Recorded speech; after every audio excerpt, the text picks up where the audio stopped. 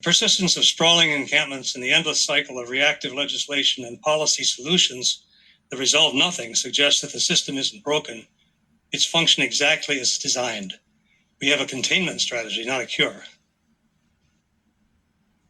The core problem is simple to articulate. The market price of housing is far beyond the financial, physical, or emotional reach of the growing number of people. The so-called invisible hand of the market hasn't failed, but it has pushed the poor entirely outside the market and increasingly become face-to-face with the consequences. Tarp-covered sidewalks, parks turned into emergency shelters, and the suffering of the unhoused alongside the frustration of the housed. This is not just a humanitarian concern. It's a structural imbalance in how housing, income, and zoning interact. Over the last 25 years or so, a housing industrial complex has emerged. Hundreds of millions, perhaps billions of dollars have been spent on this industrial complex comprising contractors, nonprofits, developers, and security firms who make a living not by solving homelessness, but by managing its appearance. This we might call the financialization of distress, but by any name, the problem is growing and requires a rethink of our basic strategy.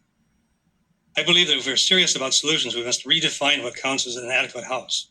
If only code-compliant, climate-controlled units like the apartment buildings that are going up everywhere can qualify as adequate, then we will either need wages that match the cost of living, or endless government subsidies, or else we must accept that thousands will remain unsheltered. It appears to be impossible to build apartments that are affordable to wage earners in a tourist-driven, gig-based economy. Earlier in Astoria's history, there was room for even poor immigrants who found work in canneries or log mills. They lived in boarding houses, bunkhouses, and single-room hotels. Not perfect, but it was shelter. Today, millions of empty and idle house trailers and campers sit on lots across the country, potentially providing shelter that could be rapidly deployed. But that is currently blocked by zoning, aesthetic rules, and building codes, which often protect property values more than human lives. Until we accept that housing is a human necessity, not just a commodity, the corrosive effect of a system that tolerates this cruel iniquity will eventually cause it to self-destruct.